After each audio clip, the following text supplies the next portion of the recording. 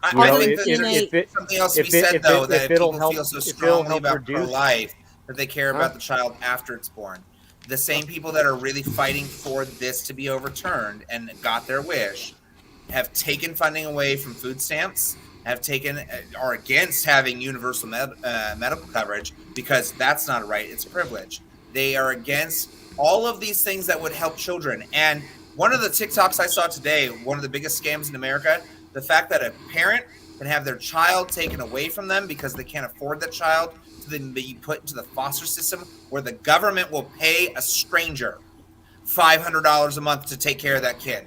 Why Welcome can't to you Florida. just give the $500 a fucking month to everyone with a newborn? Welcome to Florida. Do that instead. Well, oh wait, we can't do that. That's socialism.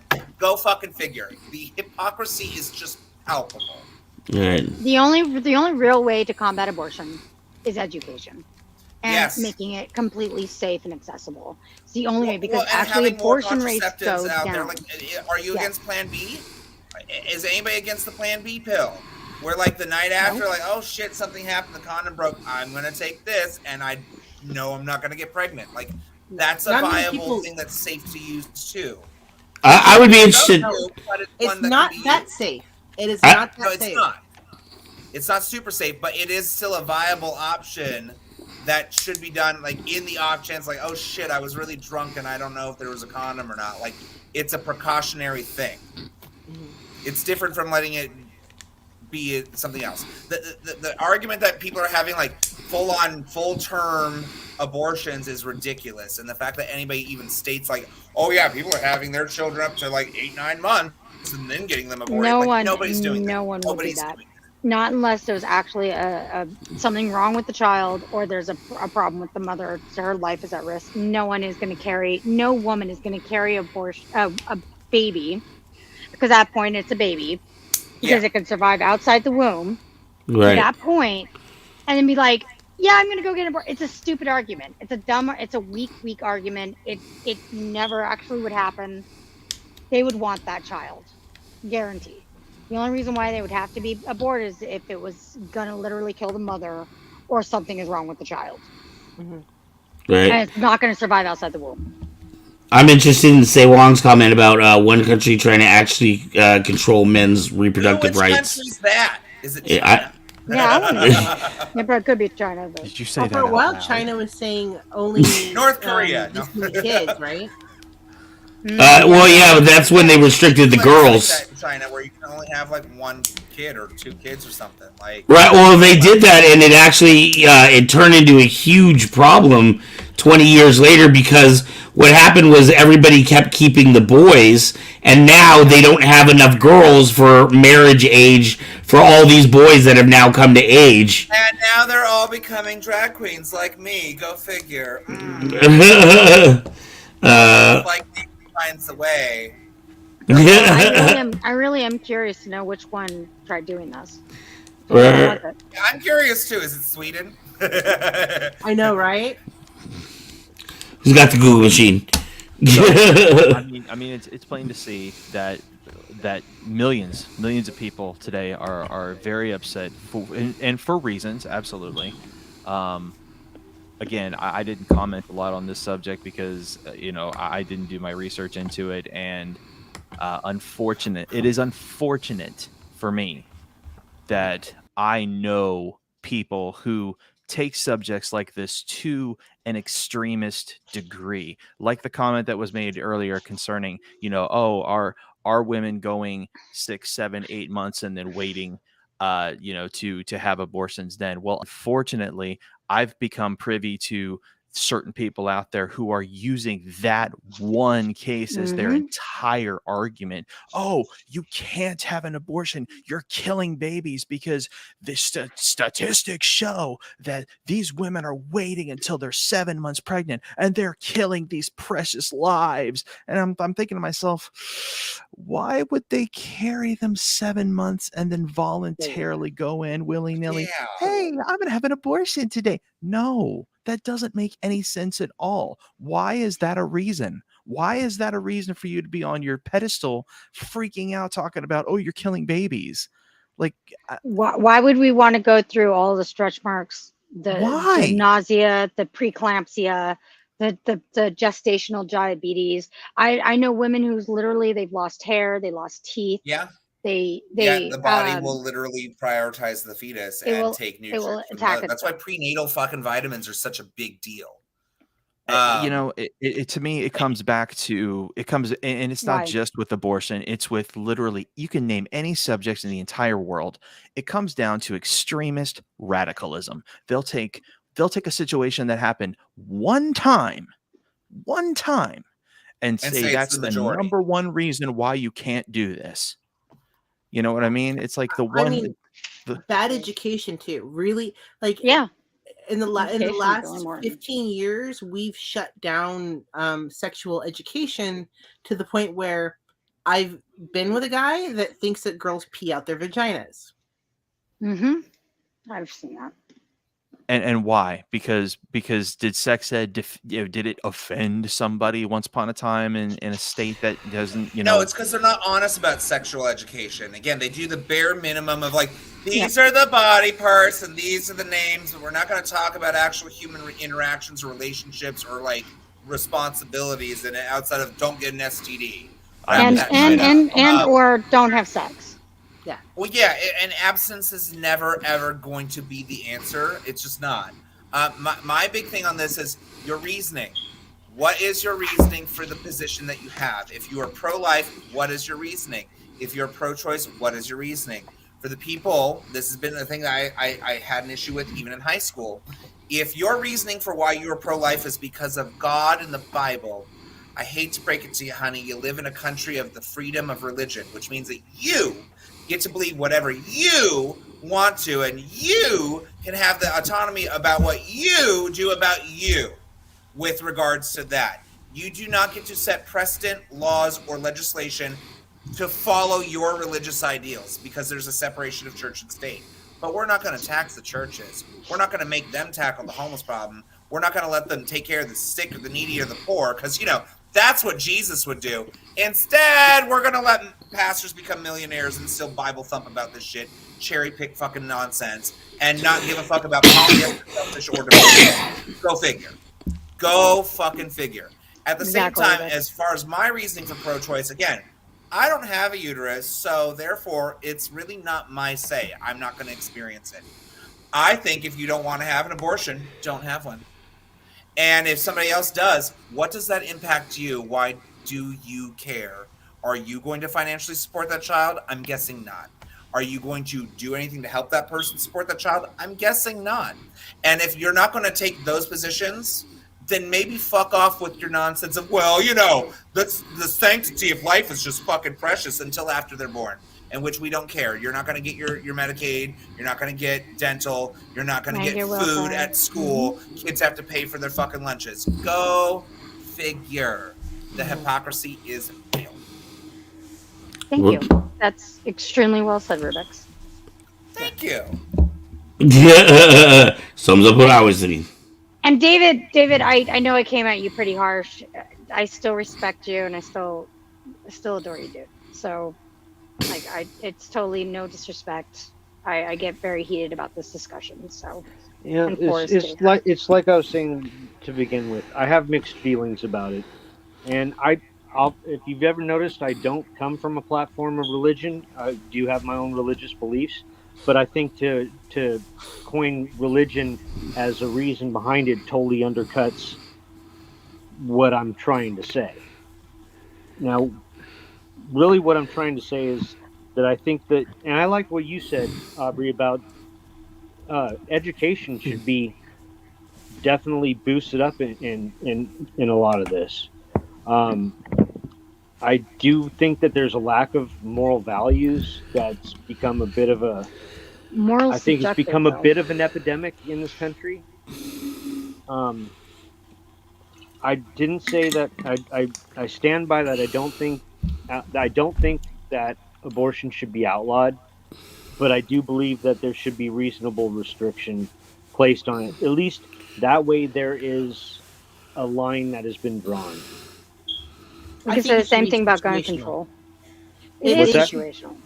It should be situational, where it's if there's a medical emergency, It should be very loud. Okay, listen. Let's make this. Let's get this one off the table. Outside of medical emergencies, incest and rape, do you think we could all agree that reasonable restriction should be a precedent? No, Why not? because it's my body. Because I'm a human being and I should be able to have the say of what happens to my body, Okay, so at what point? regardless of what's outside of that.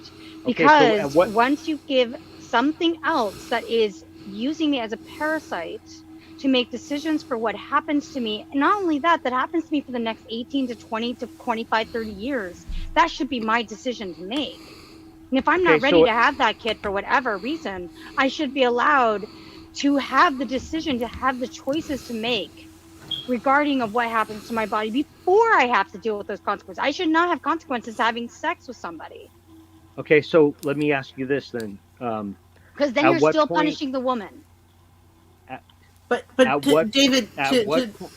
Can I when ask you this think question? about the fact that I told you that a doctor who's worth their salt, not a crappy back alley doctor that probably has dirty tools, when I tell you that a doctor who is licensed and has a practice tells you that like after 1-2 procedures you may never have children, and they're not going to touch you anyway because like they're kind of sick of doing abortions for you even though they're medical. When I tell you that, like, does that change anything for you?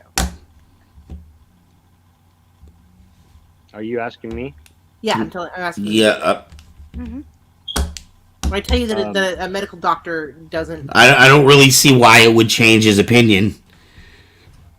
Well, and I'm His opinion is that people should have personal responsibility for their actions and not. Assume that women don't.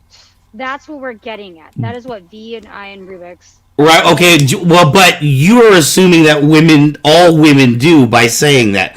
Aubrey, I understand your position and Veronica's position, but you are not all women. There are a lot of people that do a lot of stupid things for a lot of stupid reasons. Men, women, goats, bears. There are a lot of people that do things, and I don't think it's fair to make a blanket assumption that everybody does it or has the same experience.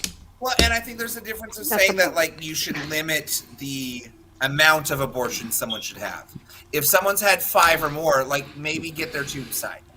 There might be an issue there. If you're just never going to have children and you're having a bunch of abortions, you could legislate that and say, hey, that's I not know. okay. That's not the primary way that you should go about not having children. Fucking wear a condom or get on the pill. I have a I question. know I that wanna there are finish- I women wanna who finish asking cannot my get question that I had. tubal ligation before 30 or have had 3 kids. They actually will limit that. They actually do not just give it out to women who want it. They have to either get a written okay from their husband for it, or they have to have they have to be over 30 or have already had. Which is and have also had- stupid. If someone just doesn't want to have kids, let them not have kids.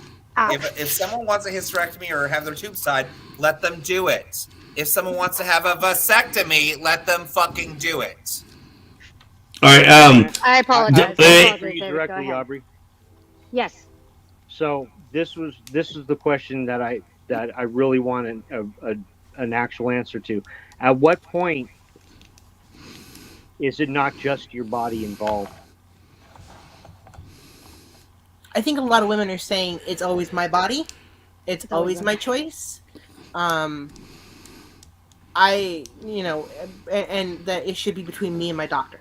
And if my doctor's the one that says no, then that's great. But it shouldn't be the state that tells me no. It shouldn't be the Right. state that's telling me what to do. So let me ask you this then.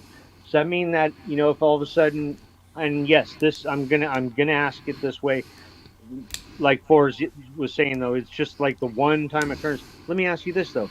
If somebody decides at 7 or 8 months that they've had a change of heart, now they just don't want the baby, do you That think that's wouldn't okay? that They would doesn't probably happen. give it up for adoption. That's viable, David. That's It's called viable. birth. That's Yeah. why I'm asking That's you. that's viable, at what and they point- wouldn't. That's why I'm asking you. At what point would you consider a fetus to be viable? At what point 7 would you months. consider that it's not 7 just months. your body? Not when just it can live that- outside of the womb by itself on its own without support systems. other than human support Have you systems. ever seen a baby that can survive outside of the room without? Yes, some kind of because my support husband system? was born 2 months premature. Yeah. So he was a preemie baby. My mom And was he a preemie was baby put too. on life support. His parents did want to have him, and the doctor said there's not much of a chance that he's going to survive. They still pushed for it. So yes, 7 months would be the acceptable term for what you're proposing. And so when that child is an actual human being that can technically survive if given the proper support, that would be my answer to that question. We have a medical professional actually that just commented. She's been in the medical field for over 30 years, Mom. 24 weeks is viable. Right. What is 24 weeks? What is that like? Was that 4 It's months, almost 5 months, 6 months. 6 months? It's about 6 months. 24 weeks is 6 months. And really, Because again, we someone 6 have months the pregnant, ICU probably months. not thinking of not having that child. Like 5.52 weeks. it's Or very, months. very Right, rare so 5.5 circumstances months. that you don't know that you're late. Like I know that you can still spot or whatever, even if you are pregnant, but it's not typically the case. Like you're gonna get some indication, especially once you start to show. Like there's I think physical we're things that losing you, happen Rubix. within the female body once they're pregnant, and they're very give and tell signs. Like some women are really keen on, like, wait a second, your boobs are swollen. Let me look at you. You're fucking up the duff, aren't you? I mean, that does happen. There are women who don't realize the birth, but mostly because they're uneducated. And they may not, but usually that's when you can drop the newborn baby off at the police station. At that Yeah, point, safe haven laws. usually when it's up to 6 months or later, the mother wants that child. Unless she doesn't know that she's pregnant, she generally wants that kid. There's also forced. Again, there's also on the opposite side. I would not say that anyone should be forced to get an abortion either. Yeah. Because No one should be forced to have one. Right. Not I at agree. all. That would also be very wrong. And so, yeah, absolutely. I would say that at least,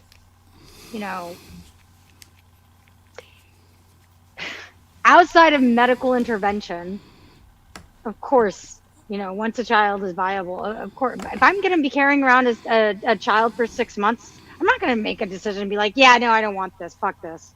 Yeah.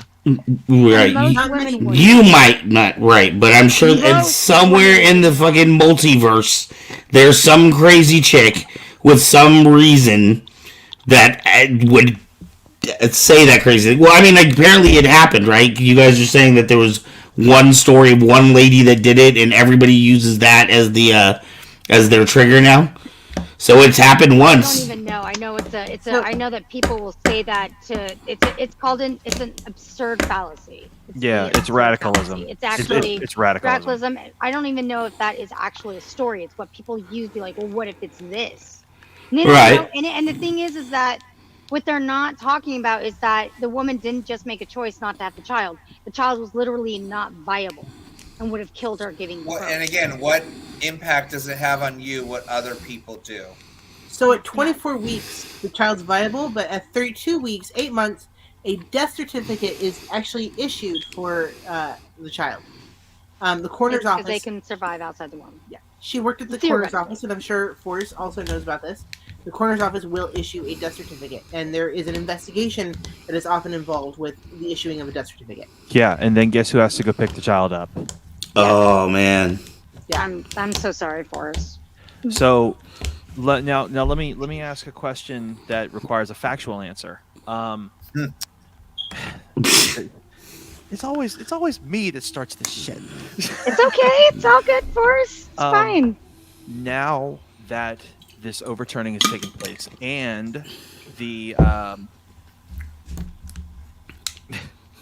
Star Wars reference, the power now goes to the regional governors. That's terrible. Sorry. No, now that this is in the state's hands, what happens now? Everybody goes to other states.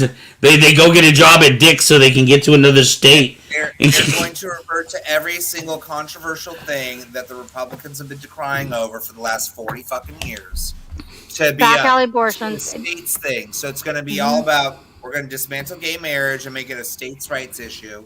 We're going to dismantle, all of these other things with like the interracial marriages and whatnot. It's part Civil of the rights plan. might as They've well. already shown that full on. So, I mean, we have justifiable reason to see that this is a precedent. Like, you're just going to overturn something that you don't because like. you feel a certain way, not because there's anything statistically to back it up or to make it where it's necessary. They can take a stance on this, but they can't take a stance on limiting the access to AK-47s or AR-15s. We can't quell school shootings because we should just arm teachers. But like this one, well, we got to step in and make a decision about this for other people that aren't us. Like, again, it's very telling of the long-term game that one side has done, which is to basically fill their courts with the people that will support them in their views, regardless of anything else. And if you want to get dark with it, if they can control a woman and her body and what she does medically, what is stopping them from controlling the rest of us and what we do medically? So if the government can say, you can have an abortion or you can't have an abortion, what's them to stop them from saying, what was that for us? No, you just asked the question, what's to stop them from controlling us? Yeah. I know, right? What's to stop them from and I like the comment that was over there. What's to stop them from like saying, "Oh, you have to have shots now." Like you can't refuse them. My God. Sorry. Yeah. Yeah. Or you have to have this medical procedure that we put something under your arm. Like I don't mean to get very, and medically sterilize theory, you, but because we don't like your into kind. the doomism here. Yeah, I know, doomism. Good segue. It's a great segue, but anyways, yeah, I appreciate all of you and your sides, by the way. I didn't have a side. All I did was ask questions. And we love your question fours. We love I'm like them. the dumb one of the They group. were You viable are not questions. dumb. Again, I don't think anybody here has not put forth some of their genuine concerns on the matter. It's one of those things that it's obviously a very complex subject, no matter what. Mm-hmm. And I think that it creates this can of worms effect that we're going to see in the next couple of years, because they're going to use this as a tool for election cycles. They're going to use these scare tactics to get us all really riled up about things. But at the end of the day, again, I ask the question of, if it doesn't affect you in your personal life, why the fuck do you give a shit? Why do you care? Why do you care? That's the question. It's all about control, man. What upsets you so much about it? I mean, I can't stop the crack whores out there, but I'm also not going to adopt a crack baby. You won't? No. Here's the thing. Me and my husband have talked much about like adoption, having kids and things like that. I would much love to have a surrogate so I can have a legitimate child that is of my DNA, so that way I can pass on my bloodline or have like something familial there. At the same time, I'm not against adopting a child, but I don't want to be pushed into a box where I have to adopt a child with special needs, because I grew up with a school for those kids behind my school. I grew up across the street from that one. I had to ride that short bus every single day with those kids. I know I do not have the patience or that fortitude to have that be my kid by choice. I'm not going to do that. Like, would I love my child if they came out a certain way? Sure, of course, it's my kid. Are the parents that have kids with special needs not fucking saviors and saints? Absolutely they are. But I should not have to be forced to have a kid that has a lot of issues because I'm wanting to adopt a kid. Yeah. Right.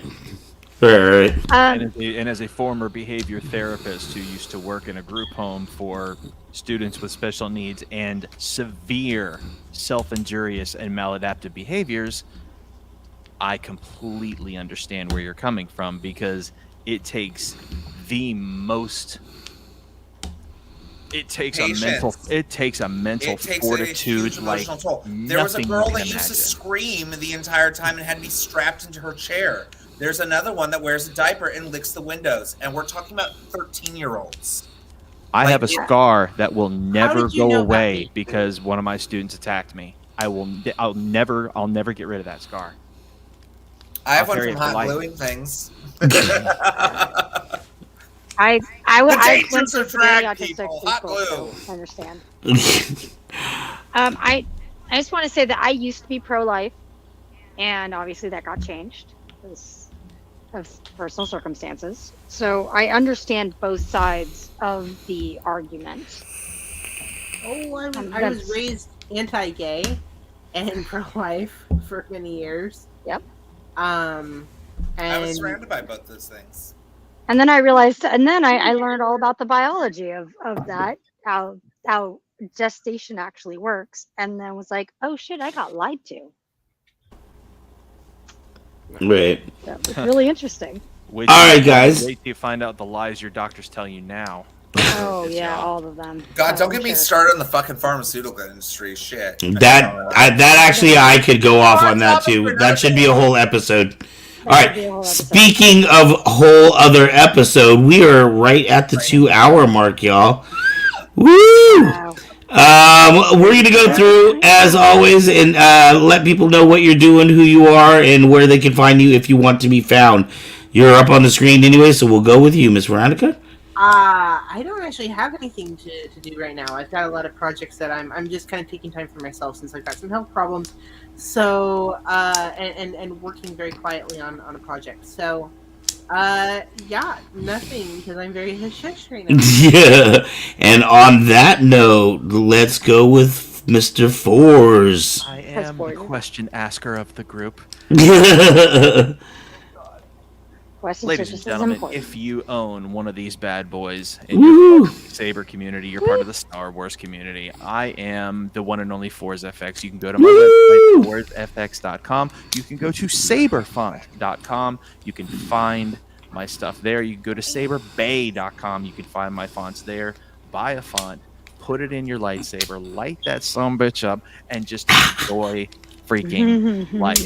Hey, Yes. Fours, I love you guys. May the Fours be with you. We'll see you next week. Woohoo! Listen, he's like professional. He's like a radio DJ now. I just got that too. I was this many years old when I just understood his name.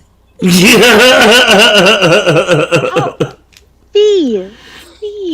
David, what do you got, my friend? Of course, here I am, David, the token conservative that you guys are so awesome to not come after me with pitchforks and torches. He's our pet conservative. I'm the Not pet fight you conservative. anytime. I'm the right wing fixture of the group. I'm not so right that I can't.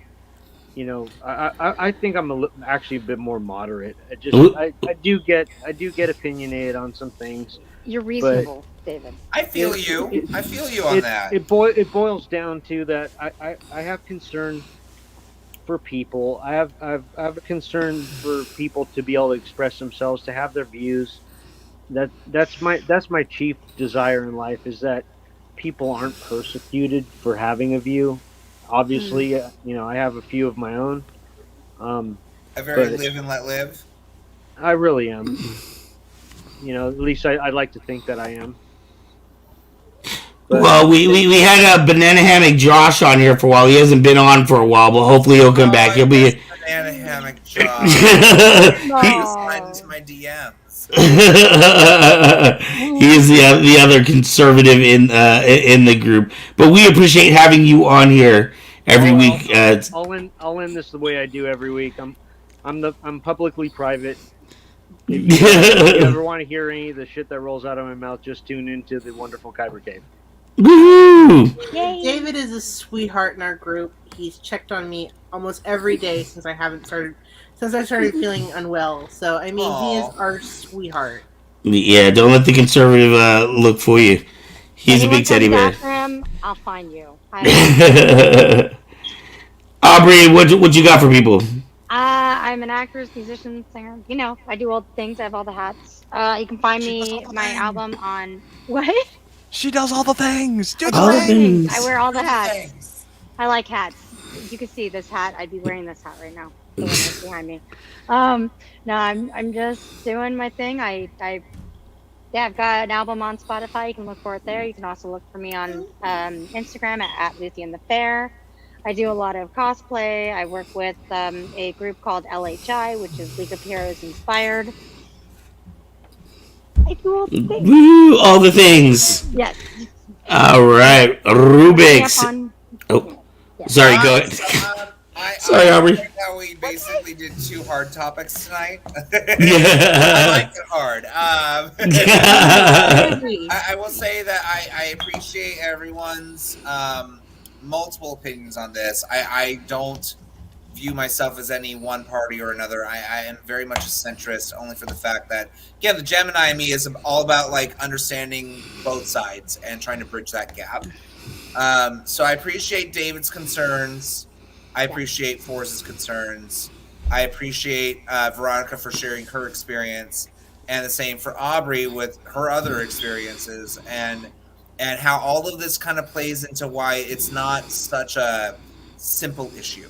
These things are always very difficult for a reason, and that's why it's really good that we have something as positive as this is, where we can have these discussions, intellectual discourse, as Aubrey said earlier, without like starting to resort to like, oh, you're just a misogynist, you're just a homophobe, you're such a racist, da da da da da, which is far too common in this day and age. I plugged it before. Like, again, if you're in the Lodi area, you want to see drag show on Wednesdays, come check me out. I'm at Blend Ultra Lounge. If you want to follow me on Instagram, I am Rubix_Q, the letter _Arcana, like my name is written there without the dot. And then if you want to follow me on TikTok, which is a new endeavor of mine, it's Arcana-Queen. And then outside of that, like, it's always fun to be here.